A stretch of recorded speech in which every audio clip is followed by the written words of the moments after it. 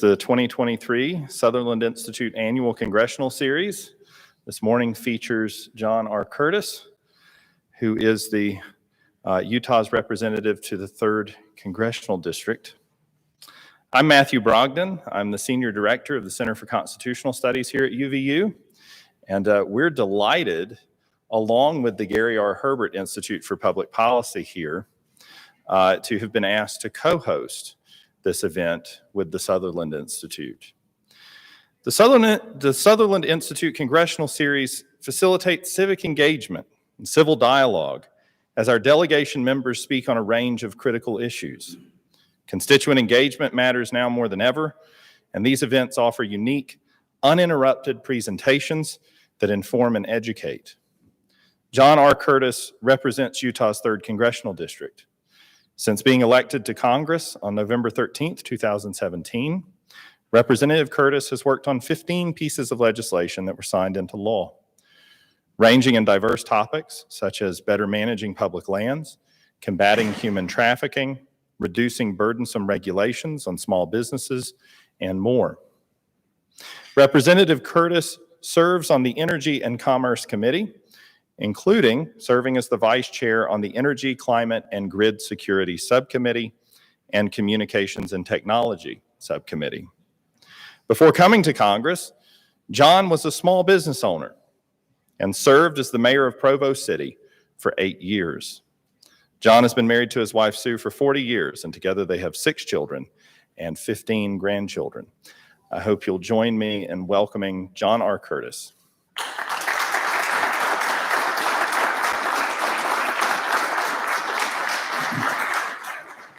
Thank you. Although the great thing about grandkids is it's now 16, and my wife left the house at 4 a.m. this morning to go see our 16th little grandbaby that's just a week or two old.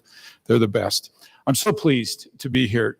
So much appreciation for the Sutherland Institute, for the good people there, for the good work they do, of course, for Utah Valley University, and the role they play here in the Valley and in the state is so important. Well, let me begin. Did you hear about the man who was arrested for impersonating a politician? He was sitting in his office doing nothing. Americans aren't happy with the way Congress is handling its job. According to the July Gallup poll, 2 in 10 approved, 77% disapproved of their work.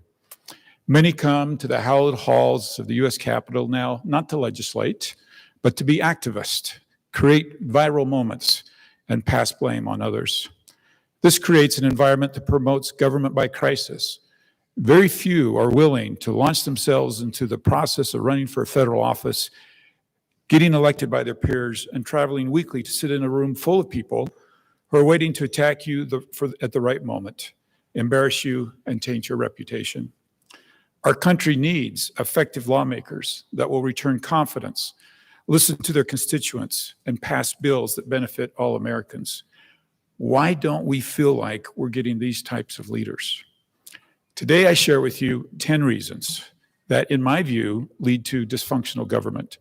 As you listen, please keep in mind that while each point is small by itself, the accumulated total of these and others that I don't have time to discuss today chase away the very people we want to serve and attract those who come for the wrong reasons. I also share these with you at the risk of sounding petty or unappreciative. I trust you know this is not the case. Serving in the 3rd Congressional District is one of the greatest honors of my life. Despite sometimes rough conditions, it's an honor to serve, and I'm grateful every day for the opportunity. Finally, the list is not ordered by priority, but rather by the thoughts as they flowed into my head as I prepared my remarks. Okay, you ready? Number 1. We're rewarding the wrong behavior. Recently, a small group of Republican members used a parliamentary trick to shut down all proceedings on the House floor. They gave no explanation for their action. They had no demands. They simply wanted to demonstrate their power to shut down the House of Representatives of the United States of America. Although we had all flown from our districts, no votes were taken, and all 435 members lost several days of work.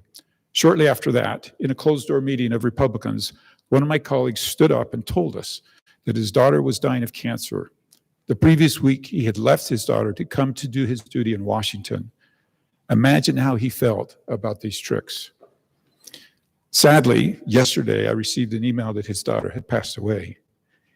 In the days that followed, few heard about the man who left his dying daughter of cancer. But the renegades who shut down the House floor were featured on the news as heroes, and they used the fame to raise a substantial amount of money for their already overstuffed campaign funds. In a similar vein, we all remember the 15 votes it took for Republicans to elect their speaker.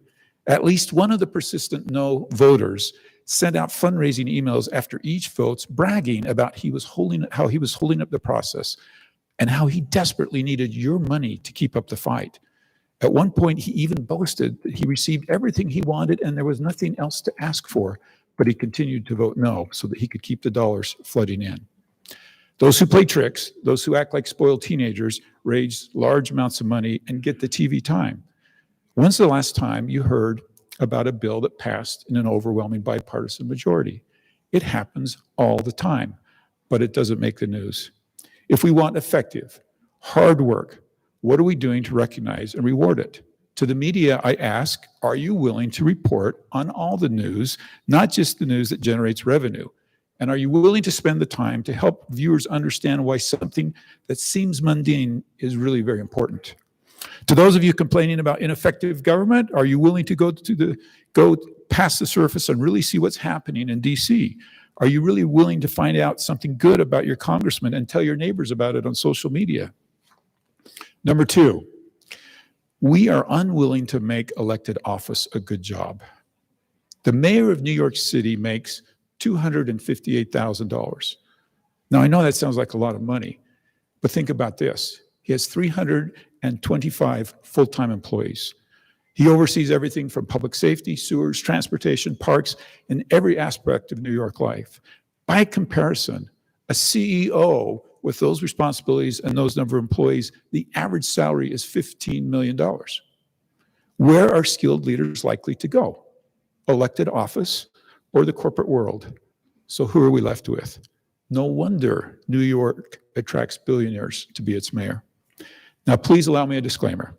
I'm very grateful for the tax dollar, that compensates me for my work. I wish not to complain, but point out a problem.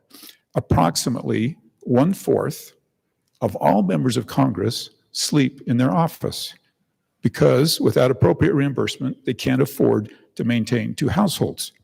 Back in 2009, in response to taxpayers, we stopped any inflation adjustment to our salary. No change has been made in compensation for 14 years, and I don't expect that to change for many more. My first 4 years serving as a mayor of Provo, I made less money than when I was a senior at BYU. I laugh sometimes with my colleagues that we pass laws against the way we're treated.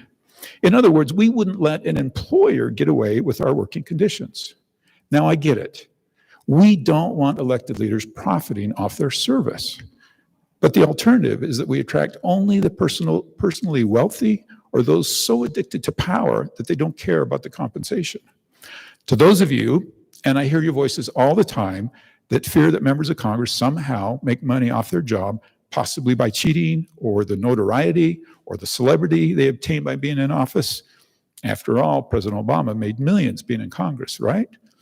Let me say, first of all, just because you saw it on the internet doesn't make it true. And let me give you a quick thumbnail of the reality. Everything members of Congress and their spouses own, everything we make is publicly disclosed. I'm prohibited from earning money on any outside interest, except for my congressional pay, except for passive income. If I buy or sell a stock, my home, or make an investment, I must report it for the world to see. Every one of these moves is watched by a staff of lawyers that work for the House Ethics Committee. In addition to the Ethics Committee, the disclosures are studied and watched by watchdog groups, our opponents, and of course the media. As an example, I was one of 4 featured in a scathing news story this week. The headline read, "Undermining the Integrity of Congress. 4 more GOP lawmakers just violated federal law." And there was my picture. What was my offense that landed me in the article? The law firm that prepares my disclosures missed the reporting deadline by 1 business day. That's how tough they are on us. If a friend of mine in my life before Congress invites me to a jazz game, I need written permission from the ethics department to go with him. I can accept a t-shirt, but not a mill or anything more valuable. In short, pages and pages of rules exist to make sure we're not profiting from our office. Can it happen? Sure. Is it pervasive? No, not even close. Most of us have taken a considerable hit to income to serve. Are we willing to compensate our elected leaders and provide reasonable working conditions? It's not that hard and it's not that expensive. A good start would be to engage a panel of compensation experts who could quickly determine the amount of pay that is appropriate, reviewing it each several years, and following well-established corporate guidelines for reimbursement. Number 3, we like a good speech better than good work. It's not hard to point out a politician that was elected with no credentials other than a good speech. This is where we seriously pause and ask, how did George Santos get elected? He lied about raising money for the homeless veterans' dogs. He lied to investors. He lied about his campaign financing. He even lied about his name. But he knew how to give a good speech. Think of it like a job interview. If you were going to hire a CEO, would you hire them only on the impression of the interview? Would you take everything they said at face value? I don't think so. Most companies would call references, maybe even do a background check. I was taught when I was hiring people to look for a pattern of success in an applicant's life. Do they know how to lead a team, build relationships, persuade, and have they shown they can get things done? I'm stunned at how many times I see someone elected with no regard to any success in any other part of their life. Unemployed, bankrupt, no previous leadership opportunities, yet they gave a good speech and passed out promises. I once had to let an employee go at my business, and he responded, "You can't fire me. No one else will hire me." Sounds like a perfect candidate for elected office. Why do we vote for people that no one else would hire? The extremes to the right and the left love this environment. No one asks for details. No one follows up on their promises. No one asks what committees they serve on. No one asks what bills they sponsored and passed, or even which bills even got a vote. How do we fix this? Yes, the media needs to do a better job of vetting. Yes, watchdog groups can do better. But this one I'm putting right on the backs of each one of us. Voters bear the responsibility of electing good and qualified people. It's not enough to be swayed by a good speech. Look at the person, and please look at the character of that person. Look for patterns of success in their lives. Elected office shouldn't be their first success. Don't believe their opponents and don't believe the candidate. Look for facts. Okay, number 4. We want symbolism over substance. What does that mean? I've often thought about an answer I gave in a town hall meeting after I was first elected. Will you sponsor a bill to fix this? I explained the reasons the bill wouldn't pass and all the other solutions I had that would fix the problem. But no, I would not introduce a bill that would go nowhere. The constituent was frustrated. As I look back on the meeting, I should have just promised to introduce the bill and gone on my way. They would have never asked any more details. During my last campaign, and while I was a Republican in the Republican nominating process, I often stood before a room full of delegates about like this. I proudly launched into the work I was doing, the bills I was passing, the committees I served on, and almost without exception, somebody would raise their hand and say, "Yes, but why aren't you more of a fighter?" At first, I didn't understand what they meant. I was fighting, and I was winning. But they didn't see it as fighting because I wasn't name-calling. I wasn't stamping my feet and calling out my colleagues on social media. Voters need to decide what they want out of our leaders. From my perspective, I see a clear choice. Someone that tells you what you want to hear, or someone that digs in and does the work that you want done. What I'm saying here is too often, voters want the feel-good answer and not a hard-fought, lasting solution. Thousands of speeches are given, knowing that they do no good except to please those back home. If you want better elected officials, we need to start recognizing real work and not fake work. Okay, number 5. We want representational government until we don't. When we elect someone, we are trusting them to study the issues and make good decisions. I watched a mayor almost lose re-election because he wanted to put a freeway off-ramp that would bring traffic into a neighborhood. While it is true the off-ramp would increase traffic in a wealthy neighborhood, it's also true that many years before those homes were built, the master plan showed the off-ramp at that location. At that time, many years ago, leaders spent years studying traffic flows to determine what would be best for the city. The truth is that without the off-ramp at this location, it would be built somewhere else, and that would increase traffic in someone else's neighborhood. The mayor had the perspective of years of research and what was fair based on previous decisions and what was best for the city. The neighborhood only had the perspective of what was best for them, and it nearly cost the mayor his job. Surprise, today, the off-ramp is still not built. I had a similar experience with a road that was built on the west side of Provo when I was mayor. I attended meetings about the project for months, maybe even years. I knew the cost of the project and where the money was coming from and where the money would go if it wasn't spent on this road. I knew the traffic counts. With all the other mayors in the county, I had planned this with other projects around the county and state and how we were going to use those funds. I even knew that President Obama had put a special situation in where we could fast track this through the permitting process, which would otherwise take years. I knew the long-term plans for the airport of expansion, and I knew that Provo High would be moved to the west side of Provo. Some of the residents didn't see what I saw, and they felt like the volume of the traffic in that area didn't justify the road. And they said to me, "Mayor, why won't you listen to us and do what we tell you to do? Don't build the road." They weren't that nice, by the way. Regardless, I built the road. Within a few years, the airport had expanded 3 times, and Provo High had moved to the west. Guess what I heard when I went to their town hall meetings? "Why aren't you building more roads and faster?" Let me stop and acknowledge that though people do have the right to question the decisions of elected officials, electing someone does not give that person carte blanche to do whatever they want. In addition, elected leaders have an obligation to listen and understand everyone's perspective and, to the extent possible, explain their vote. In the end, however, representational government means we elect people and trust them to study the issues at a much deeper level than the average constituent, and then we trust their vote. In my job, every 2 years, you get a chance to tell me how well I'm doing, and if you don't like me, select somebody else.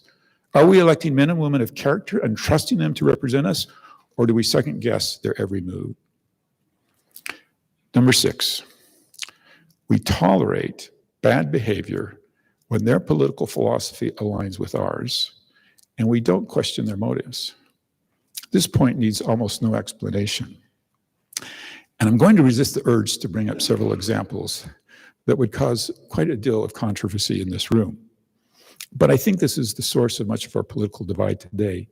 We seem to be willing to tolerate the exact amount needed to make sure someone pursuing our agenda is not taken out. Now, before I explain this further, let me share number 7, which is the inverse of number 6. We search for and jump on any flaws of those whose political philosophies don't align with ours, and we automatically assume they are motivated by an unworthy cause. The Democrats couldn't tolerate Marjorie Taylor Greene and Paul Gosar, so they were taken, when they were in the majority, they took them off their committees. But wait, they didn't remove a single Democrat. Are you telling me that during that same period of time, no bad behavior happened on the part of the Democrats? As soon as the Republicans took control, we threw 2 Democrats off their committees and no Republicans. My work in the House is full of impeachments, censors, half-truths, aimed at destroying reputations and careers. Congressional hearings are often nothing more than 5 minutes of grandstanding. I had a gut feeling when I was first elected to Congress that I would be asked to take an impeachment vote. Little did I know I would have 2 votes so far. No doubt more are coming. As a matter of fact, I've been known to say that every sitting president whose party doesn't hold the House in the future will be impeached. And yet, somehow all the good guys are on my side and all the bad guys are on the other side. We need to be better at calling out bad behavior of those that share our politics, and we need to do a better job of separating what are human flaws within all of us and what are flaws so deep that someone shouldn't serve. Most important, we need to be blind when we call out bad behavior to our political views and what we stand to gain or lose. Number 8, we need to look at the body of work of our leaders and not only whims that seem important at the moment. In other words, the big picture. During the Trump years, my days were full of half of my constituents mad at me that I wasn't supporting Trump, and half of them mad at me that I wasn't tougher on Trump. While it is true that Congress has an important oversight role, I don't believe the founders intended me to spend my days responding to tweets from the president. Several years ago, I was working in the south part of my district with my staff. We were 4 or 5 hours away from home, and we'd been working that part of the district for the entire week. Much of our work was culminating in a morning-long meeting with elected leaders from the county, the tribe, and the cities. In that part of my district, I literally have homes without running water and electricity. Navajo children were missing too many school days because the dirt roads were not maintained and washed out when it rained. That meeting served as an impetus to fix that and work on many other important problems. But that same morning, President Trump sent out a tweet that set the anti-Trumpers' hair on fire. Many in my district were angry that it had no response to the tweet. A response to the president is not a casual thing. It pulls me, my chief, my deputy chief, my district director, and my communications director out for several hours. Had we responded to the tweet, we would not have had our successful meeting. Today, I don't even remember what the tweet was about, and I doubt anyone else does either. But today, kids are missing less school because of an agreement that was reached that came out of that morning to maintain the roads. That day, the big picture was the quality of life in that part of my district and not the president's tweets. If we want better leaders, we need to judge them on the big picture, on their body of work and not the whim of the moment. As we're looking at the big picture, are we getting distracted by whims of the moments? Do we know the whole body of work of your congressman, or are you only looking at one vote or tweet? Number 9, our news sources are cable news and social media. As I flew back and forth between Washington, D.C. and Salt Lake City as a new member of Congress, I figured I would have balance by listening partly to CNN and partly to Fox. What I soon realized is neither of those channels talked about anything that happened while I was in Washington that week. They were talking about the latest rumor, and they were pulling a panel of experts together to talk about the rumor, and they stayed on that as long as there was not the new rumor coming out. As a young freshman in Congress, I was asked to preside on the House floor. We were debating over 60 bills on opioids. At the time, it was one of the most important issues in the country 5 years ago. 60 bills. The Republicans stood up and said, "These are good bills. Please vote for these bills. Would like to thank our Democratic colleagues for their help on these bills." Democrats stood up 60 times and said, "These are good bills. Please vote for these bills. Would like to thank our Republican colleagues for these bills." Passed the House in a near unanimous vote, passed the Senate in a near unanimous vote, and President Trump signed it into law. Imagine my disappointment to hop on the plane that week as I was going home and not even hear that reported in the news. How many of you heard about that? I'm often asked where people can find unbiased, accurate news. There is no silver bullet, and it's easier to tell you where not to go than tell you where to go. But I have found success in a simple formula. Find a news source that is acclaimed for being non-biased. Rutgers, BBC, Wall Street Journal, BBC, and Bloomberg are good places to start. But know that everything you read has some bias. Never trust one side completely. Remember, there are always two sides to an issue. Get to know both sides. I listened to a right-leaning podcast called Potomac Watch by Wall Street Journal and a left-leaning podcast called The Daily by the New York Times. It helps me to see an issue from the eyes of those who see things differently than I do. If it's important, go deep and realize that most issues are not black or white and that the world is expert at putting up red herrings. Develop people you trust, but don't lean on only those that see things like you. And finally, cross-check all of the above. All right, we've landed on number 10. We too quickly forget our elected leaders are a reflection of us. Say what you want about election fraud or Russian interference, but within a few percentage points, half the country wants Donald Trump to be president and half the country wants Joe Biden to be president. Come on, most of us have at least thought this if we haven't said it. Another Biden-Trump rematch? Is that really the best we can do? We seem to be heading 100 miles per hour into a presidential election where both candidates have been impeached and have been accused of serious charges. Who can forget the Trump-Biden debate where it felt like we had two preschoolers on stage interrupting each other and throwing insults at each other? Not our finest moment. But think for a second. If those two were replaced on the debate stage by two mirrors that reflected the American people, would the debate have been any different? There will be many that hear this and think I'm pointing at them. Let me be clear. Our society is made up of many outstanding people who serve their communities, study out and vote and support good people. But with that said, somehow we're not doing so well. We have mothers who won't talk to daughters. We have neighbors who seek to destroy neighbors with different political views.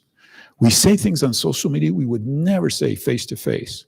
We tolerate behavior that would have caused our parents to wash our mouth out with soap. That's something we used to do. In a recent parade, Sue and I rode on a four-wheel bicycle with two of our grandchildren who heard some in the crowd tell their grandpa to go to hell. How is that okay? Where are the people that step forward and say, that is not acceptable? When I was mayor, I read all my social media comments every night. Usually I would seek out the negative comments and meet with them or call them, and almost without exception, I was able to have a civil dialogue. Today, if I read my comments, my staff would find me in a fetal position on the floor the next morning when they came into the office. How is it okay to slander and name call behind a social media veil?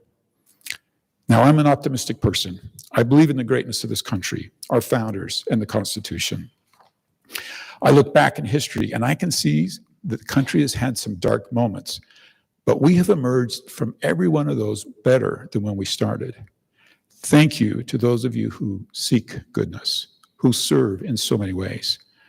I often think of crossing guards who, with almost no compensation or recognition, take care of our kids on the way to school.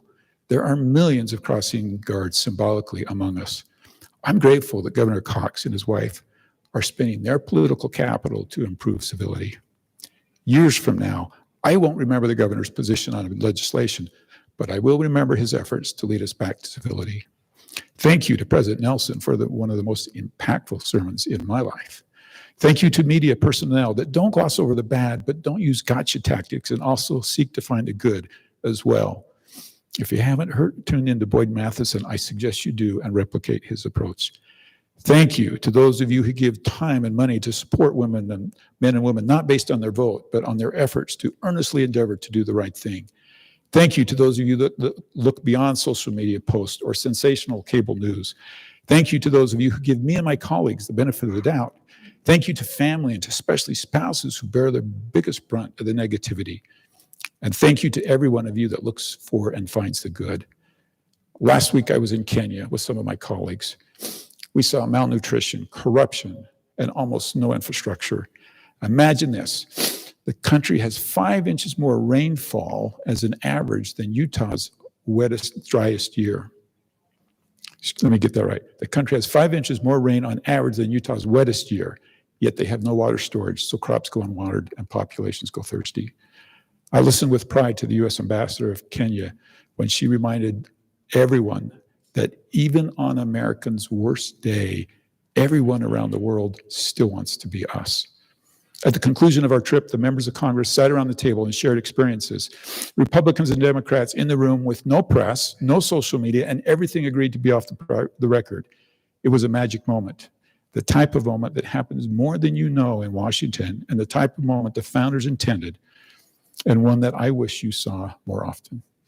Thank you. It's great to be with you today.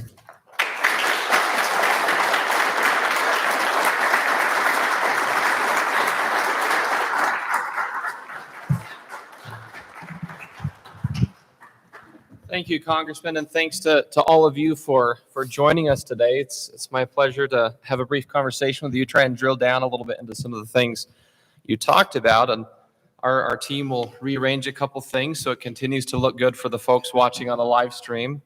So we appreciate everyone's patience as we transition.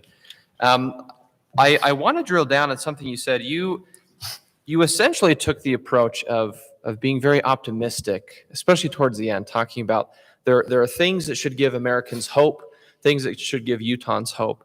And I want to talk through some of that with you, but first I want to ask, when you talk about voters who seem a little bit more interested in the political fights or the barbs people trade on social media, as opposed to the hard, intensive, grueling work of advancing policy solutions, can you go into a little bit more depth? Why do you think that is? Is something different now than it was in years past? Is it different than when you were a mayor? What has seemed to lead to that change? Okay, I have two mics. Is this okay? This one, I'll use this one. Last night, with my staff and my state director, who's here, Lori, we sat in a room and gave constituents 5 minutes. And the nicest lady came in. I'm guessing she was 80 years old. And she looked at me and she said, she listed this list of problems she saw in the country. And she had in her hand an envelope from the Republican Party. It was unopened, but I know what was in it. It was a letter spewing yuck and then asking for money. And she said, will you fight for us? Why won't you fight for us? And I think that comes from a real frustration with government and lives and what's happening in their lives. And they're not able to afford what they could a few years ago. They're not able to pay their bills. They hear the lies and the deceit coming out of from Washington. And their response is a fighter. And I wish people would stop and think of any other setting when you're trying to accomplish something. And if you go into it and you call your colleagues names and you yell at them and then you embarrass them, and then you turn around and ask for their support with a policy or an initiative or anything like that, are you likely to get it? And so it troubles me that I haven't figured out how to promote myself, right, as a fighter in the way they view fighter. But I'm also not willing to go there because you sacrifice the ability to get things done by simply going there. As an anecdote to get your response to it, a number of years ago, a former work colleague of mine who happened to be on the other side of the aisle, politically speaking, mentioned to me, you can always kind of tell what kind of elected official someone is if you ask this question. If you ask it of them hypothetically to say, well, do you want to make a point or do you want to make a difference? And everything you're talking about is kind of leads to the importance of making a difference. I wonder if you can help, if you were to sort of give voters some guidance of, number one, why is that distinction so important, but maybe more importantly, how can a voter evaluate a candidate for office, whether they're a new candidate or an incumbent, to be able to determine, are they in it just to make a point? Or are they in it to make a difference? Help voters see how to make that distinction when they cast their vote. Well, one thing that I mentioned in my speech is we're not, well, let me start over. When I was elected, no one had any idea that I would be dealing with impeachment, COVID, January 6th, on and on and on, right? So if they were electing me based on what I said about immigration, fine, but what are they doing to assess how I'm going to respond in those things that we don't know are coming? And so that's kind of my point of electing people who have a pattern of success in their life, who know how to deal with situations that come at them quickly, who you trust their character. Listen, on January 6th, my colleagues were caught off guard. Some of them came intending not to certify the election, and some of them came intending to certify the election. A monumental thing happened, and moments later, they were asked to vote. And you need somebody who can process that monumental thing in no time with no staff. No, you can't call a helpline. You can't, right? You are there and you're making a decision. And so what characteristics in a person's life will show that you trust them to do that? Some of those members of Congress didn't adjust to that moment and paid a dear price for it. And some did. And so how is somebody going to respond to Ukraine? How's somebody going to respond to COVID? You don't know what's coming in the next few years. So let's elect people that show a pattern in their life that show that they know how to deal with these things. It seems that one of the pitches to voters is to convey the message that, well, if you embrace kind of this approach of polarization and fighting and sniping and those kinds of things, that actually makes it less likely that your preferred policy solutions will become effective. So I wonder if you can, help, if you were to speak to all voters in your district, help them understand that. And maybe is there a specific policy issue that you can point to where you can say, we would be able to make better progress on this issue were it not for this political partisanship and polarization that maybe too many voters kind of implicitly want? Well, there's no better example than immigration, right? What do my voters want? They want me to stand up and yell at Biden for what's happening at the border. They want me to condemn my colleagues for what they're doing at the border. They want me to stop, and they want me to say it's the most terrible thing that's ever happened. I think the question is, go a little deeper. What have I done to change the situation at the border? Have I been working with my colleagues across the aisle? Listen, you're not going to pass a good piece of legislation without votes from Democrats. And Democrats aren't going to, we just have that divided of a government. What am I doing to build relationships with Democrats so that I can get a bill passed? Have I been to the border with my Democratic colleagues, not my Republican colleagues, with my Democratic colleagues, right? And so go, instead of just saying, oh, that was a great speech, say, what have you done to advance the cause of better immigration policy in our countries? Do you have a bill that does that? And what are you doing to get that bill passed? Anybody can put a bill in that says, build the wall, right? Or a bill that says, let them all in, right? And they can go home to their constituents and they say, I put that darn bill in and I'm with you. It's hard to get a Democrat to support your bill. What have you done to pull somebody from the other side, built that relationship where they're even willing to listen to you? In our policy panel that'll take place as soon as we're done talking, we're going to dive in a little bit more into the issue of polarization with some great experts on the issue.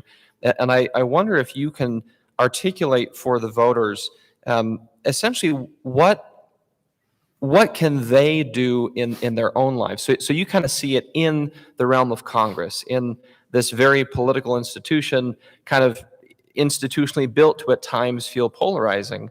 But as polarization seeps into more and more areas of public life, and maybe that's to some extent why voters are feeling this way, is there any kind of word of advice or encouragement or optimism you can give to voters with respect to how they should respond to those feelings of partisan polarization that they kind of view towards their fellow voters?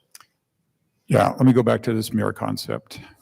I used to stand in front of town halls in Provo and people were grumpy with me, and I would say, it would always make them more mad. If you don't like me, I got bad news. I'm a reflection of you, right? And our elected officials are more a reflection of us than we are willing to admit. That may hurt a little bit, but it's true. We elect people who tend to think and act like we do, right? Not every time, but generally speaking, that's what happens. In a perfect world, we would be led out of this divisive period by a leader on top who knew and understood this. And I can think back in my life of great leaders on both sides of the aisle who could help us in this time. But when we don't have that leader, the only other alternative is a bottom-up approach. And including myself, I don't think enough of us are asking, what am I doing? What are my interactions like with other people? Am I starting a chain of goodness, or am I precipitating what we're hearing from people that we don't like? I know this will offend people too, but what I see behavior exhibited by those who hate President Trump that mirror President Trump. That kind of gets to the next question as far as the responsibility that voters have. And as you articulated this idea that, well, if we had a leader or maybe a number of leaders who could be that kind of grand aspirational unifying figure, that could certainly make a positive impact. But in absence of that, it rests on we the people. Is there anything that you have seen as a message to voters that kind of helps galvanize them to take up that mantle of responsibility of self-government in a way that can move us towards a little bit less polarization? We're still going to disagree, but more towards electing leaders who want to make a difference rather than just make a point. What message is effective for voters? So, listen, okay, since we're offending people, I used to think when people got mad at me for things President Trump would do, it's like, why are you getting mad at me? You guys elected him, right? Congress didn't elect the president. And we have to own that that's where these people come from us. It's not Congress that picks the president. Other than an oversight role, it's not our job to tell the president what he can tweet and not tweet. It's the voters. So voters have to care about the things that matter. They have to study the issues, study the people, and cast a well-informed vote. It sounds simple, right? But we're not doing that. Thinking of specific policy issues in the realm of polarization, you identified immigration as one that is severely hampered because of the partisan polarization we feel. Is there an issue that is actually gaining some traction? There's actually good momentum that maybe for whatever reason, it doesn't feel quite as polarized, that voters ought to know about, that, hey, we're actually making some progress on this issue. You want a shocker? Yeah. Yes. Climate. Those of you that know me know I talk about climate a lot. There is some really good bipartisan work being done on climate, environment, and energy policy. We agree on far more than we disagree, and we're starting to actually realize that. The last question before we conclude, and you've been so generous with your time, and we're very appreciative. Related to that, is there a policy issue that voters seem to not be focused on much, that the media tends to not cover much, that you wish you could say, hey, folks, this is an issue that you all should care about, we should talk about more? Is there anything that comes to mind that you feel like we're missing in some of our public discourse with respect to major issues that we should be focused on as a district, a state, and a country?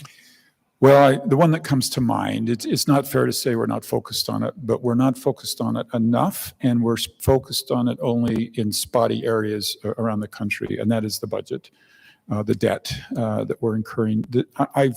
I've sadly been in too many rooms with my Republican colleagues who have made the case for more spending and support more spending, and I just think that's the one that's going to creep up on us. That's the one that's going to weaken our national security. It's the one that's going to weaken our financial markets and our investments and our income. And there's not enough serious talk in Washington about spending. Representative Curtis, thank you so much for spending some time with us this morning as part of the Sutherland Congressional Series, and thanks to our partners here at UVU and the Center for Constitutional Studies. In my last remark, I'm going to give Governor Herbert a shout out. Yes. You want a model of how to do this right. Governor, thank you for your example to all of us. And it's an honor to know you and watch your example. You're somebody I try to model. Thank you. Thank you.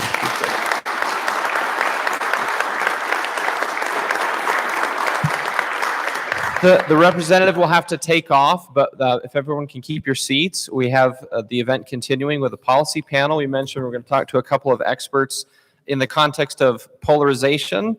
And so as the congressman exits, we'll get situated for our panel.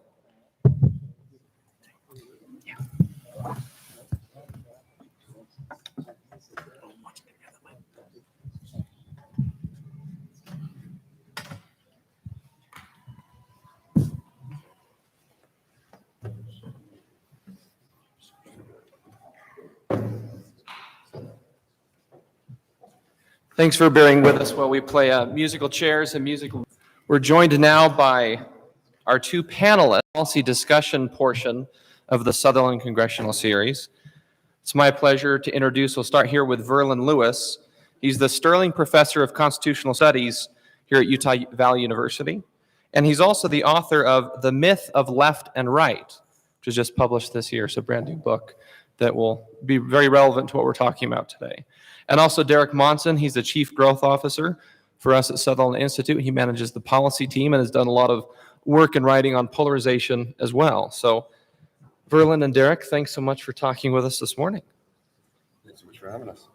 So I want to start out, it's the context that Congressman Curtis laid, I think, is very helpful for our conversation, where both of you with your respective areas of expertise and your work history, working on policy issues, on constitutional issues, and thinking of it through the lens of polarization. I want to start out by kind of asking you both a general question. Can you paint a picture today, if you had to describe how polarization is today? What sort of paint the picture? How do you define it? It's not just about disagreeing. It's got to be something different than that because we've had disagreement throughout the history of the entire country. How do you define polarization, and how would you characterize its presence today in our politics and in public life? Okay, sure. All right, so I just want to start by saying thank you to the Sutherland Institute for organizing this wonderful event today. I've been a longtime fan of the Sutherland Institute and what you all do there. Mostly because I've noticed the Sutherland Institute is committed to constitutional government. That's something, of course, near and dear to my heart, working at the Center for Constitutional Studies here at UVU. And I just might begin by saying I was in complete agreement with everything that I heard from Representative Curtis. And I think he was giving us good advice about how we should change our behavior, and that elected officials really are a reflection of voters. I would just say, in response to what he was saying there, the only problem with what he was saying is probably nothing's going to change, right? If everyone who came into this room today leaves this room today with the same mental model of politics, right? If they leave with the same mental model of politics that they came in with, then they will not change their behavior. I can stand up next to Representative Curtis and say everything he said, and I agree with it. Turn off cable news. Don't watch Fox News. Don't watch MSNBC. Delete your Instagram account. All right? Delete your Twitter account. I agree with all of that. I think it's good. I would encourage you. But if you came in addicted to political outrage today, right? If you came in addicted to doing these things, it's like telling an alcoholic, oh, just use your willpower. Stop drinking alcohol. Nothing's going to change until you rewire their brain. They've got to go to rehab, right? They've got to go through therapy. They've got to change the way they think about their life. The same thing about politics. We can tell people to stop being tribal lemmings. We can tell people to stop being awful to each other. We can tell people to stop screaming at their neighbors. They will not change until they change the way they think about politics. So that's everything that I'm going to be talking about today. I apologize. I'm a hammer who sees everything as a nail, but that's my number one crusade right now. I don't think we can do anything more important for constitutional government in the United States today than changing the way we think about politics, because we're all thinking and talking about politics all wrong. Okay, having put that off the table, let's talk about polarization. Political scientists talk about polarization in two ways. They talk about ideological polarization and affective polarization. Ideological polarization is this idea that the parties have moved to these extremes of left and right, and they've taken more extreme issue positions. I think that's utterly false. Do Democrats, right, if being in favor of free speech was once upon a time a Democratic political position, are they more in favor of free speech than they were 20 years ago or 30 years ago or 50 years ago? No, not even close. Actually, the opposite. Republicans once upon a time were thought that, oh, Republicans want to cut government spending. That's what Republicans are about. Have they moved to the extreme anti-government position? No, not even close. Over the last 30, 40 years, they've only increased government spending and government debt, right? The ideological polarization idea is just absolutely false. Okay, what's the other kind of polarization political scientists talk about? Affective polarization. This is the idea that people have become more angry toward each other, more hostile toward each other. They hate each other more. That is absolutely true. All the survey data shows that very clearly people hate each other much more in terms of people from a different political party than they did 20 years ago, 30 years ago, 40 years ago, whatever you want to look at. That's absolutely true. Now, my intervention today and what I'll be trying to argue is that we actually probably shouldn't be using the term polarization, because it assumes that there are two poles on a unidimensional political spectrum that I think doesn't exist. And by using the term polarization, we're actually reifying the myth that there's only one issue in politics, there's a unidimensional spectrum, and that all the issue positions that currently fly under the banner of the Republican Party are bound together by a unifying philosophy, and all the issue positions that currently fly under the banner of the Democratic Party fly under a common philosophy. I think that's a myth, and I think by using the language for polarization, we're actually entrenching it. It's a self-fulfilling prophecy. We're causing people to start thinking about politics in that way, and then they say, well, yeah, if there is only two philosophies in the world, conservatism and progressivism, and I have the correct philosophy, and the other party has the wrong philosophy, that means I'm right about everything. Imagine that. Omniscience. All 8,000 political positions, you have the correct position. Isn't that amazing? Wow, congratulations. And the person in the other political party, they're wrong about everything. They're not wrong about a few things. They're not, you prefer this party because they have more of the stuff you like than the other party. No, they're wrong about everything.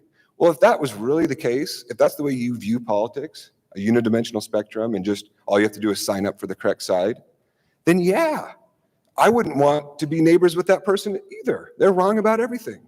And I wouldn't want my kids to go to school with that person's kids because they're wrong about everything. And I wouldn't want to go to church with that person because they're wrong about everything. And I wouldn't want to even have a conversation on the street with that person. They're wrong about everything.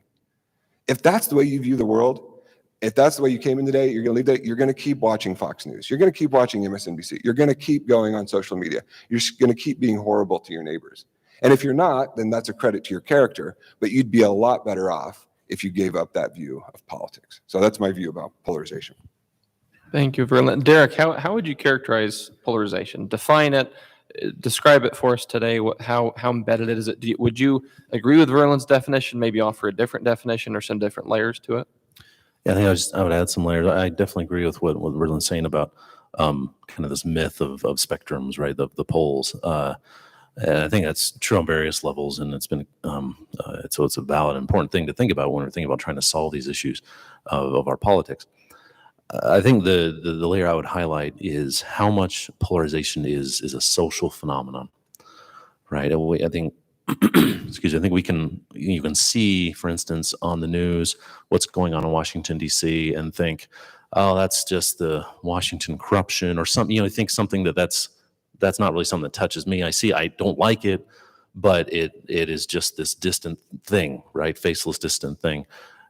Now, having said that, there is something to that kind of thought process, right? The way we fundraise, the way we reward elected officials and those kind of in the election kind of apparatus, there is something to that.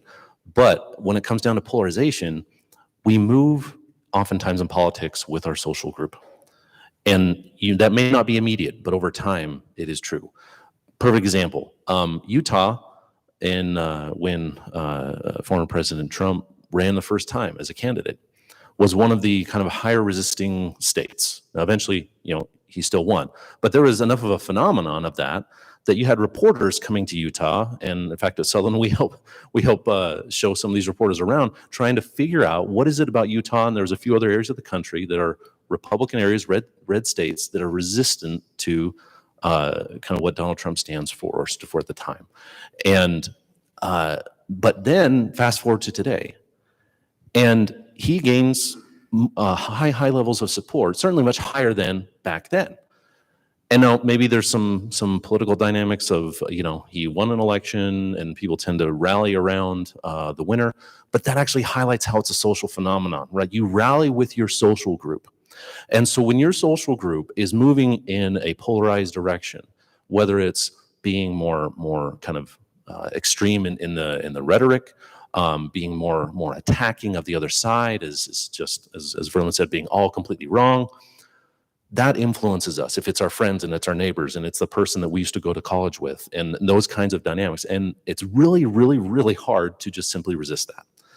And I say this and emphasize this because the implication of it is, even if we're not the one on the TV screen screaming and shouting, or on X, I guess, formerly known as Twitter, bashing people, we're being influenced by that. We're being pulled in those directions. And if we're not conscious of that, it is almost impossible to not be part of the problem and to try to be part of the solution. Because frankly, you won't even recognize that you're potentially part of the problem, or that the ways you're behaving might become part of the problem. And so I think that the social phenomenon of polarization is really critical, and that, I know we'll get into this later, but it leads to actual possible solutions to it. And so, but it's about first understanding how polarization kind of pulls us based on just our social crowds. If you're a member of a party, political party, you're going to move with your party. In most cases, certainly you can leave your party, and that does happen. But the larger majority of cases is you move with that group. I want to try to kind of extrapolate some arguments on this idea of polarization being kind of a myth. And if I could try to read minds for folks in the audience or anyone watching on the live stream or maybe watching this video later, if they hear the argument of, okay, well, this idea of polarization isn't really a thing, could there, assuming the response might be something, oh, come on, you just look at any issue. And Representative Curtis mentioned immigration as one of those. Any issue that feels contentious today that is not getting solved, and if your average voter were to say, okay, if you line up all the Republican elected officials and all the Democratic elected officials, they're all saying the same thing about the issue within their respective camps. I guess I want to ask both of you is, how widespread do you think that perception is? And is that part of the reason why maybe folks would perceive, yeah, there is sort of this unifying philosophy of each side that leads to this polarization? Because I see it on cable news every day. Are they wrong to then think, well, yes, of course polarization is real. Of course we're polarized as a country. Yeah, happy to. Yeah, so I think that's a great question. So yeah, think about what Representative Curtis was talking about, immigration. So let's say you want stricter immigration policies. You want less immigration coming into the United States. You want to build a border wall on the southern border with Mexico. Okay, so there might be arguments in favor of that or against that. I'd be interested to hear the arguments and let's have a debate. Let's have a discussion of that particular granular issue. And I think we could, in itself, have a very good conversation about that. But now think if we throw in this left-right spectrum, and that's the way we think about politics. Now, all of a sudden, if someone is more in favor of more restrictive immigration policy, we're telling them, if you take that position, you also have to think that the 2020 election was stolen. You also have to be pro-life on abortion policy. You also have to think that climate change is not real. You also have to be against military aid to Ukraine. You also have to be against free trade. What do all those things have to do with each other? Absolutely nothing philosophically. But for reasons of socialization and tribalism, those issue positions go together. So you're absolutely right. You can go to all 200 and whatever members, Republican members in the House of Representatives, and they would give you all of those issue positions in lockstep. Isn't that amazing? That all of them have all the same positions on all of those issues? That's really interesting. What's causing that, right? There were times in our history where that was not the case. We had political parties that people understood were coalitions of individuals and groups who worked together for the purpose of achieving certain common ends that they had. And they recognize that they're not going to agree with everyone in their party about every single issue. And that's okay, because they're not deluding themselves into this idea that there's a philosophy that's good and true and intelligent that all of their issue positions flow out of. And everyone in the party has to have the same issue positions. And everyone in the other party has an evil and benighted philosophy that determines all of their issue positions, and they have to be wrong about everything, right? So that creates this world where, of course, I don't want to work with someone on the other side of the aisle. They're wrong about everything, right? So Representative Curtis was talking about how we can't get anything done in DC. Exactly. The mental framework that we have causes people to not want to work with people from the other side of the aisle. It causes people to not, why would you want to moderate or compromise? If you're correct about everything because of a philosophy, then you should go to the extreme on every single issue position possible. Because if it's a good philosophy, then why don't I just be extremely good with my philosophy, right? Rather than saying, yeah, I understand my party is a bundle of issue positions, some things I like, some things I don't like, and I'm happy to work with someone on the other side of the aisle. I'm happy to criticize my own team. Representative Curtis was talking about that. People are unwilling to criticize members of their own party, and they will always criticize members of the other party no matter what they do. No, let's just be honest. Okay, I think this person has bad character, but I appreciated their issue position on that. That's okay, right? That's fine. We can criticize people on our own team. We can compliment people on the other team if we get out of this false left-right framework. Yeah, so in answering the last question, I mentioned that things like how we get elected, raise funding in politics does matter, and this is, I think, an area where this becomes relevant. So, taking the example of immigration, if you speak to people who either have in the recent past or are currently interacting regularly with elected members of Congress, members of the U.S. Senate, and they're talking about immigration, they're aware of what the conversation dialogue is there, they'll tell you that 95% of members of Congress know what needs to happen and agree on what needs to happen when it comes to the issue of immigration. They'll never say that in public, and they'll never act that way when they're on camera in the halls of Congress. And that's because, in part, you have organizations, advocacy groups, folks who get involved heavily in elections, who make an entire living, have an entire industry, and raise a ton of money around pushing a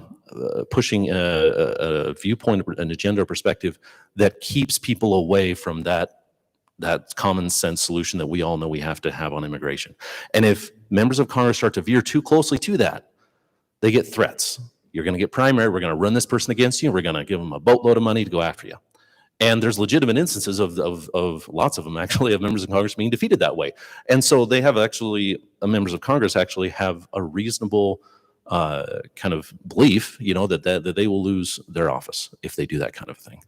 So you have, again, and it comes down to things like, the reason why this exists is because if anybody's ever gotten a fundraising email oftentimes from a campaign, but oftentimes also from activist groups, it has a very, very either angry or kind of emotion-driving tone to it that is designed to get you riled up and to feel better by giving some money to a cause. It plays out in other ways. It's not just about money. Sometimes it's about clicking on a link and reading this article or looking at this news story. This happens in the news media as well, oftentimes. And it's conditioning people, right? And so it's effective. And there's been studies on how people raise money. It's proven to work. And so campaigns, organizations turn to this, and then to kind of follow that through, they go to the halls of Congress and, again, kind of keep the members in their place, as it were, as they think they should be. And so this is where all of the kind of the way we do business of politics, maybe to say it, reinforces the polarization that we see on TV. Even though when you get people in a room without a camera on, oftentimes even on the most contentious issues out there, not necessarily everyone, but a lot of them, they'll come to agreement and be like, yeah, no, we need to do this, we need to do that, we need to do that. And then when they leave the room, you don't ever say that. You don't ever do it because you'll get in trouble if you do as an elected official. I want to ask one more question about kind of the negatives of this or the harms of this, and then pivot into some solutions and try and leave our audience with some positives, some optimism of essentially convince people, yes, there's a way out of this. But kind of that last question on the harms, and maybe for purposes of this question, if we frame it as contempt, to borrow a term that Arthur Brooks uses a lot in our politics, that we feel so much contempt for one another, which might be a better term in your view, Verlin, than just the polarization angle. Yeah. So to go and essentially persuade voters that, hey, the contempt you feel towards a voter or an elected official that you perceive as being on the other side, so to speak, on the wrong team, is how can we convince them that not only is this probably not a good way to approach politics, but it's affecting a lot of other areas of your life in unhealthy ways? Essentially help folks see that this contempt or this hostility I hold in my heart towards somebody who voted the quote-unquote wrong way in the last election, that's not good for me, it's not good for them, and it's probably not good for winning more people over to my argument. Any quick words on how can we convince folks that sort of contemptuous approach is not healthy for themselves and their lives, and of course not healthy for our politics? Maybe I'll jump in first on this one.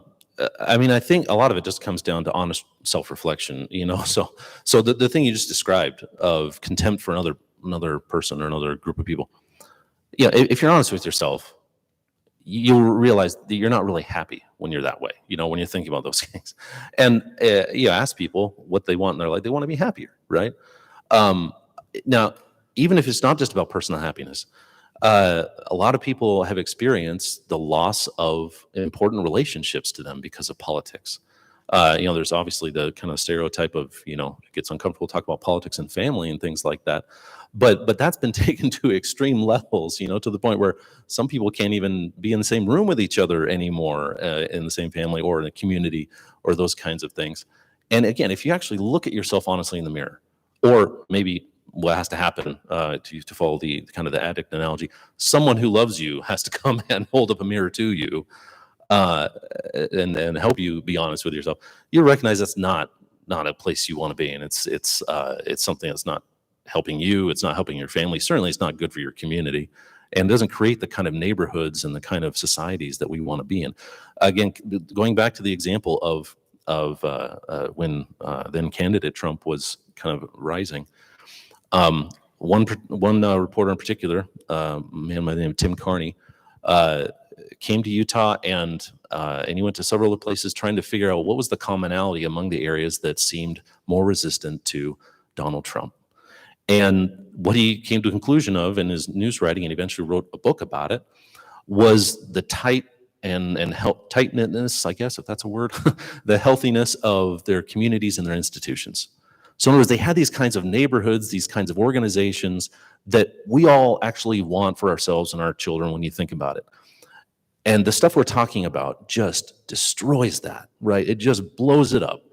And you see this in things like, for instance, there's been recent news reporting on why people are leaving churches and how politics, in a lot of instances, is driving people away from churches because the pastor shares something that they don't like, and they think that that political point is more important than what we typically think the church is around for theology and for other kinds of reasons. And that's just, again, one example of how the polarization at play is just dissolving all of the connections and institutions that make us the kinds of people we want to be in the communities we want to live in. And so, again, it comes back to just recognizing those realities. And part of, I think, how we do this, I've been talking a lot on this, so I'll pass the mic in just a second, is I think it's what organizations like Sutherland, like the Center for Constitutional Studies, like the Herbert Institute here today, that's, when we're at our best, when we're doing what we should be doing, that's part of what we're here to do, is help think about these things, think deeply about these things, communicate about these issues to people. And so maybe that, I think that's hopefully part of the solution, is people who are doing that, whether it's us or others, being willing to speak out on that kind of thing and communicate that kind of thing to people. Verlin, how do we convince voters it's in their own self-interest to reject this contempt and then pivot towards solutions? Yeah, I think the language of contempt is a much more accurate, as you say, with what Dr. Brooks talks about, than polarization, because that's exactly what's going on. We have groups of people who hate each other, despise each other, who think the other side is lost and irredeemable. And I think once we get to that point, then we're in real danger as a country of breaking up. We do have people who want to secede from this union because they say, if my political team is not in power, if my preferred presidential candidate doesn't win, then I better leave. Because it's not just, oh, well, I disagree with a few things or several things with that other party. It's not, they're wrong about everything, and they're going to use the power that is constantly increasing, unfortunately, in the national government and in the presidency to shove their policy down my throat. So in that instance, secession would be the rational approach if you think about politics in terms of that left-right. So I do think we need to change the way we think about politics so that we can overcome this contempt that we have for each other. It's just so, it breaks my heart to see what's happening in families, what's happening in workplaces, what's happening in neighborhoods, where we have people who just despise each other, have contempt for each other, and cannot seem to even talk in the same way. I mean, you give a great example, so many things that I wanted to echo that Derek said. It's interesting how, because people's politics has become the most important identity for them, it's determined everything else. It determines what neighborhoods they will live in. It determines what church they go to. It determines what school they'll send their kids to, because politics has become this all-encompassing ideological identification for people. I mean, it's crazy to think that we have churches that call themselves progressive churches and conservative churches, right? They're using the language from politics. That's what's more important to them, not the theology of their religion, but they're importing this language from politics to describe their religious faith. I think that's a tremendous loss for our churches in America. And to Derek's point, as people move towards these political identities and away from their religious or other community identities, then they're going to seek for salvation in their political team. And then they're going to look toward the presidential candidate to fundamentally transform the country, or to be the one that is going to make America great again, or whatever else. And that's what they put all their hopes in. And it becomes a kind of cult-like operation with these political parties. So I think that's real tragic, the way that we have to think about politics. If this is the last thing I'm going to say, I'll try and end on a optimistic note. But we still have a little time. Okay, So, yeah. all right. If you want to be negative for a little longer, I'm before going to we keep become it the optimistic. negative as, and then I'll try and end on an optimistic note. Yeah. But we do want to shift to kind of the solutions discussion now, and I want to pinpoint something you both said, and I wonder if, Verlin, you mentioned that political identity is becoming such a strong core identity for so many American voters that it's something that influences where they live, where they work, their neighborhoods, their friends, their relationships.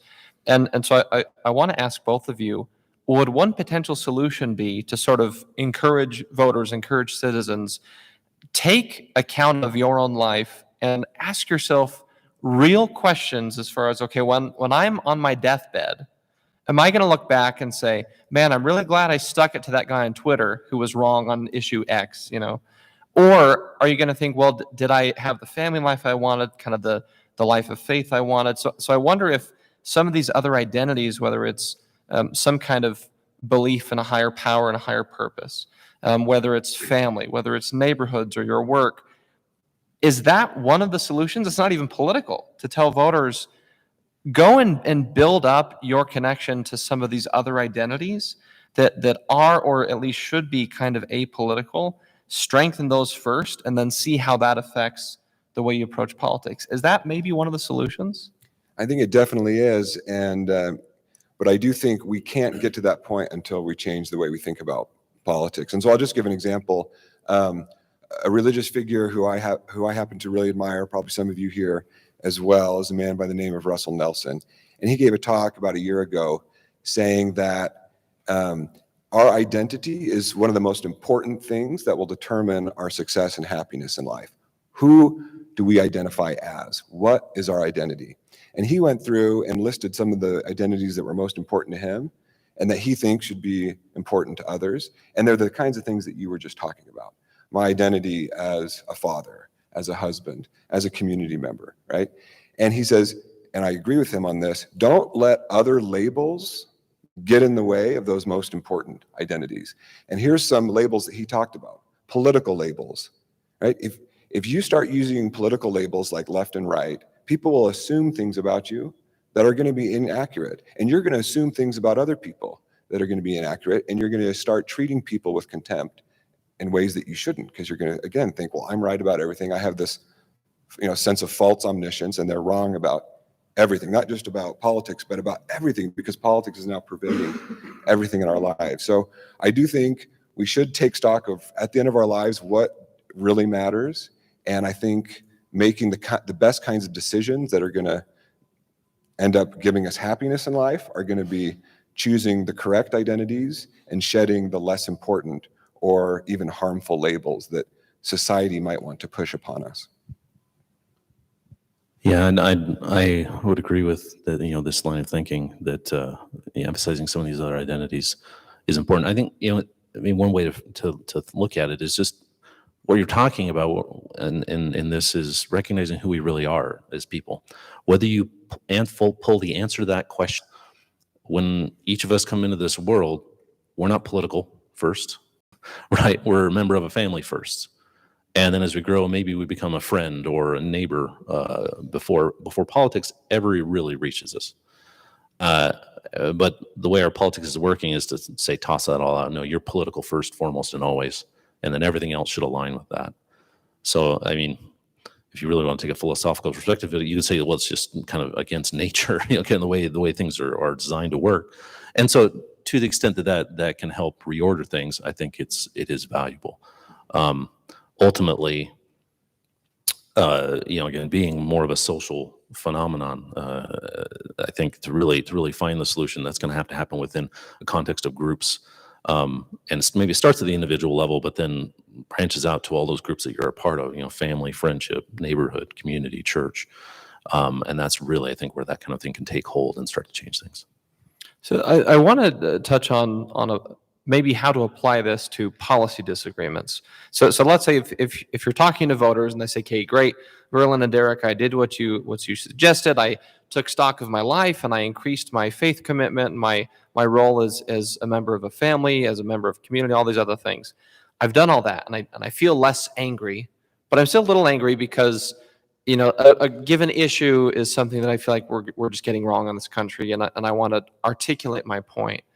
And I want to kind of test a hypothesis with both of you and see if you think this would help to kind of defray some of these really intense vitriolic debates.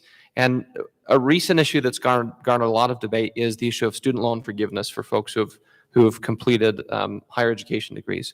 Of course, relevant here at a university campus with folks in that environment going to school right now. And in the course of this national debate over the last year or so, there was a paper put out by the Texas Public Policy Foundation that went through, and the first large chunk of their paper said, look, we're going to steel man the administration's argument in favor of loan forgiveness. The conclusion of the paper was, we don't think it's a good idea for a number of reasons, but first, we're going to be very thorough and give the steel man argument. And then we're going to articulate why we think it's flawed and why we think our argument is better. It seems like most of the time in our political or policy debates, everyone is attacking the straw man argument of the other side. And so I wonder, is this hypothesis, if more voters got in the habit of, well, before I go out and argue my side, I'm going to do my best to try and give the steel man version of the argument for the side I disagree with, and then back it up with, well, here's where I think it's wrong, and here's where I think that this argument actually is more compelling. When it comes to specific policy disagreements, is that something you think would help to alleviate some of this contempt, maybe help voters to, feel a little bit more empathy and understanding for folks who might have a different view on the issue? Or is that too in the weeds? Is there something else that voters ought to be doing when they find themselves in the middle of these debates on various important policy issues? Yeah, I think that's great. I think there's two things that I really liked about what you said there. First, they looked at a particular policy. They didn't assume that the position on this particular policy is philosophically related to, right? So what your stance on student loan forgiveness is somehow philosophically related to your stance on abortion or gun control or the Iraq war. Right? These things are obviously totally unrelated. They're just different issues. So that's the first thing I think they did correct. The second thing that I absolutely commend is look at both sides of the issue and not straw man the other side, but say, here, what's the best argument for this position on one side of it, and what's the best argument for this other position on the other side of it. I think that's absolutely right. In his comments, Representative Curtis said, beyond looking at issues on a case-by-case basis and looking at the different arguments on both sides, in our news consumption, we should look at both sides, right? So I think he gave a good example. Read both the Wall Street Journal and the New York Times. Read both the Washington Post and the Washington Times. Or if you don't have time to read that many newspapers, find a good aggregator that will provide the best arguments on both sides of every issue. I'll just take a minute here to do a plug for a couple that I think are good in case anyone's interested.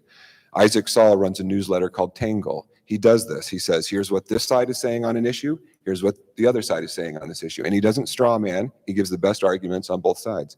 I'll give another one. Real Clear Politics is an aggregator that goes through the newspapers every morning and says, here's the issues that all the newspapers are talking about. And it gives a link to here's what the New York Times is saying about it. Here's what the Wall Street Journal is saying about it on every single issue. So highly recommend taking that approach. Now, again, I don't think anyone's going to change their news consumption habits just by me getting up here and saying it's good for you. It's like me coming up and say, eat your spinach, right? No one's going to change it unless they change the way they think about it. And I think once you throw out the left-right spectrum, then you realize, oh, of course, I want to hear arguments on both sides. If you think about politics in terms of this mythical left-right spectrum, then your incentive is not to, because your incentive is to say, well, I know I'm already right. My side is already correct about everything. So why would I even want to hear arguments from someone who I know is wrong? Why would I want to hear something that I know ahead of time is false? But once you throw out the left-right spectrum, you might say, yeah, my party might be right about this, but my party might be wrong about it. I'd be interested to hear what the other party is saying. I'm not going to switch parties necessarily. I might not. but I know that my party doesn't have omniscience, that I'm not correct about everything. And I think once you change the way you think, then it opens you up to, yeah, let's hear the arguments on both sides. Yeah, and I do think it would help and to do this kind of investigation of all sides of an argument. And inherently, I think it's because by its nature, polarization or contempt is for other people based on politics is lazy, right? It's really easy to look at someone who disagrees with you and then just say, "Oh, they're corrupt," or they don't know what they're talking about. I mean, think about, for those of you who have had or do have teenagers, right? They are very good at caricaturing what their parents are trying to do to them to then reject what their parents are trying to ask them to do. And it doesn't take a lot of effort. And the reason I pull out teenagers to say, like, it's simple, it's straightforward, it's easy to do. And whereas what we're talking about here requires a lot of effort and requires work. And so because of that, it inherently is going to push against becoming polarized or becoming contemptuous. And one of the ways that will work out, in my experience, is you start to learn about people who disagree with you in ways that you didn't expect. You start to see something that just makes sense, or you start to see something that is reflected in your community in ways that you didn't realize. And all of a sudden, that faceless, stupid, evil, whatever it is, person or whatever that disagrees with you that you've dreamed up in your mind to have contempt for starts to get real and starts to be a little more complicated, a little more nuanced and different than maybe what you saw in the fundraising email or on the campaign ad or on social media. And when those conflicts happen, it is very hard to simply remain in that polarized position because people don't want to be conflicted that way. And now it may take some time, but that's maybe the beginning. And so putting in this effort to learn about other people's views, I think starts that process. Can I just add something there quick? Yeah, so I really liked what Derek was saying there.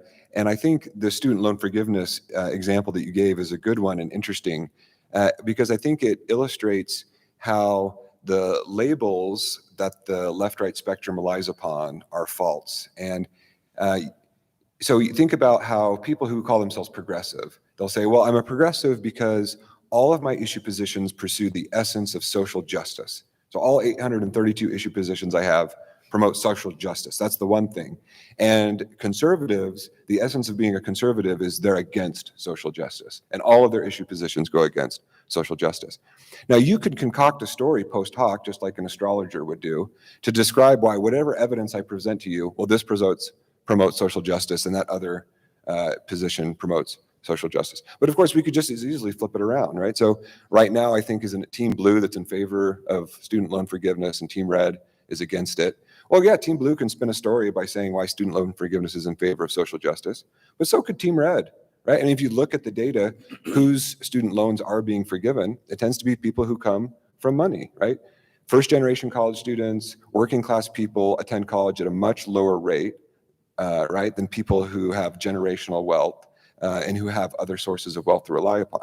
So in some ways, student loan forgiveness could be perceived as a bailout for the rich, right? So you can spin this any other way you want. And I just think that shows kind of the silliness of these post hoc stories that we tell to try and fit every single party issue position into these left-right categories.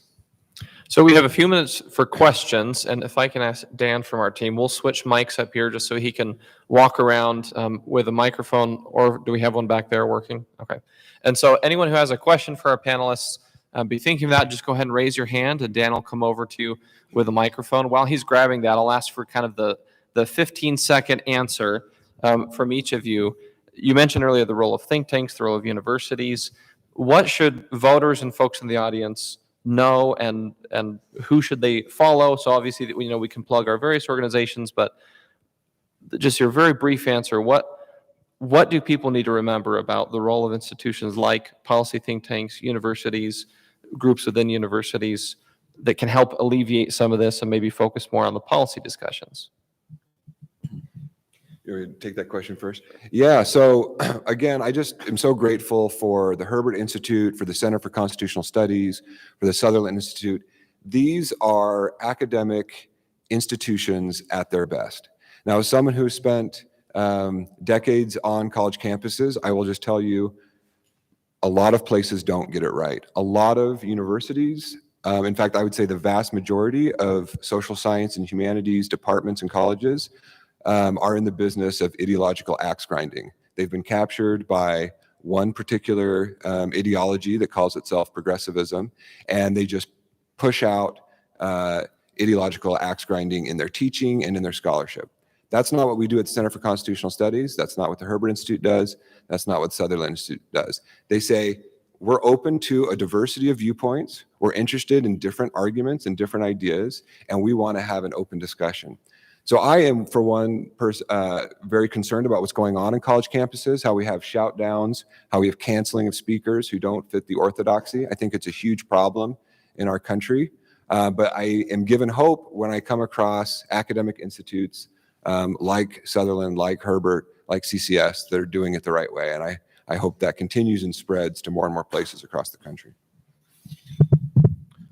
Well, I think I'm going to take my answer in a little different direction, but I was going to mention this stuff earlier, but I think within institutions and more generally, one important thing to kind of recognize about the solution to this is that a lot of it's going to come down to relationships, either within your institutions or within outside those. So, I mean, the takeaway, yes, like, you know, what might be the takeaway for voters? Go out and find somebody who thinks differently than you politically or philosophically, and get to know them on a regular level. Not like oh yeah, I talk to them every 6 months when I see them in the store, but like you interact with them on a regular basis, whether that's daily, weekly, something like that. The more you get to know that person, I promise you, the less polarized you will be. Because again, you start to actually get to know someone on a real level, and you start to recognize through conversation and dialogue how you probably share the same values in a lot of different ways. You probably have same priorities in your life in a lot of different ways. Maybe your politics are different, but when that's the dynamic, then you can just agree to disagree because you know the person.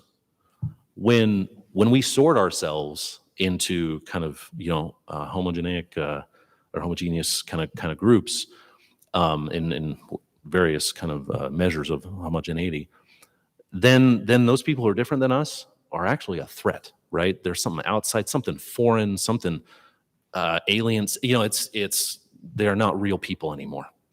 And until you establish some of those relationships, that's how it will be. And that is an environment that cultivates and just makes the contempt thrive. And it just completely breaks down when you go to the effort of interacting with someone different than you within an institution or outside of that institution. And it'll enrich your life personally. I can just say that. But beyond that, it'll actually help solve some of these problems that we face. Thank you both. All right. Questions? Aside gentleman with his hand up here. Hi, thanks. This has been terrific. I appreciate the conversation. The problem of polarization, James Madison might call it the problem of faction, right, is one that's important. And I'm pleased and thankful that groups like Sutherland Institute are carrying on that conversation. I think it's very important. One thing I kind of do worry about, and I think Representative Curtis mentioned it, is not everything is polarized, right? They do have these examples of bipartisan legislation and so forth passed in Washington. But what the concern I have sometimes is the House representatives and other legislators kind of open up the public treasury and say, well, if you'll support my position, we will purchase basically your position by funding this in your district or funding that, or otherwise going into debt on the credit card to say this is how we're going to achieve this bipartisan result, creating what I think is sort of an illusion, of bipartisanship. They haven't really solved the polarization problem. They've kind of just purchased it, basically. Even the last debt limit increase lays out a path for 18 or 19 trillion dollars more debt, and the way they purchase the debt limit increases to create more debt. Anyway, my question, I guess, is on that very topic. How do we avoid opening the public treasury to kind of create this illusion of bipartisanship, or to gloss over or put a veneer over this polarization, and how do we really tackle it rather than pay for it? Thanks. Well, a couple of thoughts. First, I really appreciate how you brought up Madison, because one thing to recognize that I think is actually a source of comfort on this stuff is while the expressions of the problems we're talking about today maybe have some uniqueness to today because of things like social media that didn't exist in the past, they're problems that have existed forever in our system. Extreme rhetorical attacks on people, and things like that. Again, go back to the differences between the John Adams camp and the Thomas Jefferson camp when they were competing for president, or attacks on Abraham Lincoln, and we don't hold a candle to a lot of that stuff today. In any case, this is something that's existed for forever. It's kind of inherent part of our system, it seems. But then more specifically, too, how do you not open the public treasury? That's a very tough question, because part of that is the business of getting political compromises done, right? You may have to come and accommodate another person's position, and if that position is, I would like this thing funded over here because I think this is really important for my community or the country. I think they've tried to establish some good rules around that in terms of things like being transparent about it, that I think is helpful. And so I guess what I'm coming to saying is, I think maybe the best thing we can do is make sure that stuff doesn't happen kind of, underneath the table, so that at least voters and others can recognize what's happening, see what's happening. And if they don't like that, then they can elect different people, but compromises and the funding of different priorities that's going to happen through compromise, I think, is kind of a part of our system. But it can be limited, right? We don't have to just say, well, we can't do anything about it. I think it's a matter of putting proper limits and bounds on it. Yeah, I am also greatly concerned about the national debt. I'm greatly concerned about national government spending. When you're talking about debt in the $30+ trillion range, I mean, it's really frightening. And I think that's one of the biggest national security risks that this country faces, and what this could cause for us financially. So the historian side of me says, well, if we're going to find hope, can we look back and find times in American history where we have cut government spending as a percentage of GDP, when we have cut government deficits, when we have balanced the budget, and what happened then? And I think, just as an aside, two of the biggest misperceptions of the argument I've been making today, and that's my fault because I'm not a great communicator, are one, people think that I'm against political parties or a two-party system. I'm not against a two-party system. I'm simply against the delusion that these parties are philosophically coherent. And the second thing that people will often say is, well, you don't think people can be philosophical. I don't believe that. I do believe people can be philosophical. I just don't think those philosophies are left and right. So let's go back to the 1990s when we did cut government spending, when we did balance the budget. How did we do it? We did it with divided government, and we did it with philosophically principled people that says, my principles come before my tribe, and I have a philosophical reason for wanting to cut government spending. And we did it with a Democratic president and a Republican Congress. That was great. As voters, I think we should be terrified of unified government. People typically say, well, I'm so worried about the other party coming into power. If it's unified, yeah, you should be worried. But you should also be worried if it's your party, because whether it's Democrat or Republican, whenever they have unified control of government, spending goes up dramatically, the debt goes up exponentially. So divided government, I think, is our best hope to get Congress and President to work together to philosophically, for principled reasons, cut government spending. At least that's how it happened last time. So we're a little bit over time, so we'll have to call it there. If anyone else had a burning question that they wanted for the panelists, come up and chat as we conclude the event. But thank you all again so much for being here. Thanks to UVU and the Center for Constitutional Studies, and thanks to the folks watching online for this edition of the Sutherland Congressional Series. We also want to remind you we'll be sending out an email to anyone on our event list with a QR code for a survey to give your feedback on this event. We'd love to welcome that to help improve future events. So thanks to our panelists, Derek and Verlin. Let's give them a round of applause.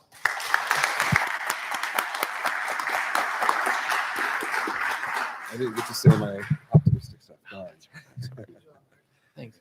Yeah, thank you, Derek. Appreciate you doing that. Thank you, Governor.